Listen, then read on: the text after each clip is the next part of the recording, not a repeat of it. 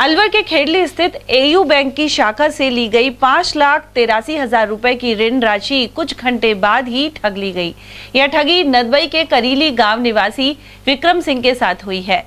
विक्रम सिंह ने खेड़ली थाने में रिपोर्ट दी है कि 25 जनवरी को एयू बैंक से उसका 25 लाख रुपए का लोन पास हुआ था। इसकी पहली किस्त के रूप में 5,83,000 रुपए बैंक खाते में आए थे।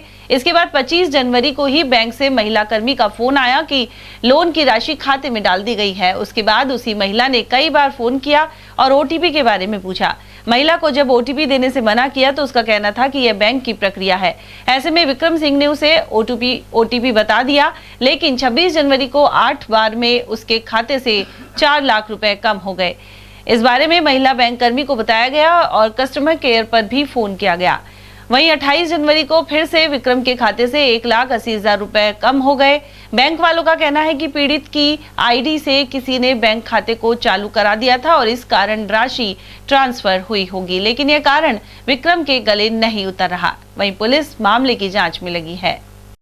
मैंने कुछ दिनों पहले एयू बैंक शाखा खेली अलवर से एक होम लोन के लिए अप्लाई किया था और मुझे 25 जनवरी 2024 को 5,83,000 रुपये खाते में प्राप्त हुआ और लोन 6,15,000 रुपये का था, जिसमें से कट के 5,83,000 मेरे खाते में आ गए थे, 83,000। और अगले दिन मेरे पास एक KYC का मैसेज आया और उसके कुछ देर बाद में ही मेरे पास 50,000 के ग्रुप के तमाम OTP आते गए और मेरा पैसा करता गया।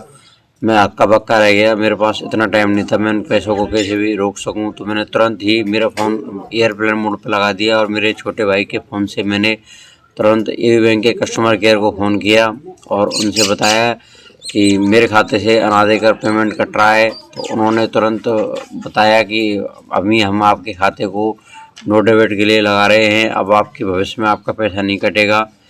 तो उसके बाद में 27 जनवरी को मेरा फ़ोन बंद रहा, मेरा तो कोई पैसे नहीं कटे। 28 जनवरी को फिर मैंने जैसे ही फ़ोन चालू किया दोबारा मेरा 1,28,000 रुपये फिर कट गए 50,000 के ग्रुप में, 50,000 28। और फिर मैंने दोबारा कस्टमर केयर को फ़ोन किया कि सर आपने तो कहा था कि अब आपके पैसे नहीं कटेंगे, मैंने नो डेबिट लगवा दिया है। तो उन्होंने कहा कि 27 जनवरी 2024 को रात्रि के समय किसी अनजान व्यक्ति ने आपका नाम लेकर आपकी पूरी डिटेल बताकर वेरिफिकेशन करवाई है और उन्होंने ही नो डेबिट हटवाया है। इस कारण हमने आपका नो डेबिट हटाया है। उसके बाद में फिर मैंने अपनी शाखा गया था क्योंकि 2-3 दिन की छुट्टी पड़ गई, तो 29 जनवरी को मैं शाखा खेली में गया था। तो खेली में उन्होंने मुझसे ना तो कोई एप्लीकेशन लिया और मुझसे मना कर दिया। मैंने इनसे पूछा कि भाई क्या करना है, तो उन्होंने मुझसे मना कर दिया, भाई हम नहीं जानते, हमने तो आपको पैसा दे दिया, आपको EMI भरनी पड़ेगी। फिर मैं अपने नज़दीक के थाने में गया, वहाँ भी उन्होंने मेरी रिपोर्ट नहीं ली। फिर मैं भरतपुर गया था, भरतपुर साइबर थाने में, तो साइबर थाने वालों ने मना कर दिया कि हमारे यहाँ पे आपकी रिपोर्ट नहीं ली जाएगी। तो उसके बाद में फिर मैं एक दिन पहले आज के एक दिन पहले मैं अभी खेली थाना में FIR दर्ज करा के आया हूँ। उन्होंने मेरे FIR दर्ज की है। अब देखो आगे क्या कार्रवाई होती है। और मेरा बैंक उस टाइम में एक बात और भूल गया आपको बताने के लिए, जब मैं उस टाइम मैं कस्टमर केयर से मेरे जब पैसे कटे थे स्टार्टिंग में 4 लाख, तो मैंने जिस व्यक्ति ने मेरा लोन किया था मैंने उसको और फ़ोन किया कि भाई मेरे खाते से पैसे कट रहे हैं। तो उन्होंने कहा भाई हमें कुछ नहीं पता, आप 3 दिन बाद जब बैंक खुले तब आना। उस टाइम मैंने जानकारी की तो मेरे जो संजू मीणा जी, श्री संजू मीणा जी से जो उस टाइम बैंक में और उनके साथ एक क्रेडिट मैनेजर, वो रात के समय 9 बजे करीब बैंक में बैठे थे।